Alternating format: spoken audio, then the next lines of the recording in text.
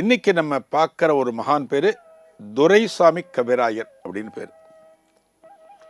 இவர் எங்கே இருந்தார் அப்படின்னா, சென்னை மாநகரத்தில் வட சென்னையில் ராயபுரத்தில் அங்காளம்மன் கோவில் தெருவில் வசித்து வந்தார்.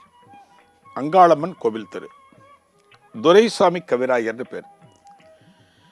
இவர் பழனி முருகப்பெருமானது அத்தியந்தமான பக்தர். இவர் எதுவாக இருந்தாலும் இவருக்கு பழனி முருகன் தான்.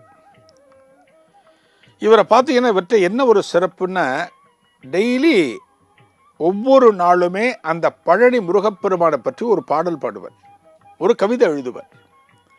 அதை தன்னோட வீட்டு பூஜை ரூமில் தினமும் அவரை பற்றி பாடி முடித்த பிறகு, அதிதிகளுக்கு உணவிட்ட பிறகு, சில துறவிகளுக்கு உணவிட்ட பிறகு தான் இவர் சாப்பாடு எடுத்துப்பார். அப்படி ஒரு வாழ்க்கை முறையை இவர் வச்சிருந்தார். இவர் இந்த துரைசாமி கவிராயர். இவருக்கு பார்த்தீங்க அப்படின்னா, ஒரு நல்ல மனசு, நல்ல சிந்தனை யாருக்கு இருக்கோ அவருக்கு கடவுளுடைய சோதனை அடிக்கடி நடக்கும். நம்ம நிறைய நாயன்மார்களை பார்த்துருக்கோம், நிறைய ஆழ்வார்களை பார்த்துருக்கோம். கடவுள் பக்தி எங்கே அதிகம் இருக்கோ அங்கே சோதனையும் அதிகமாக இருக்கும்.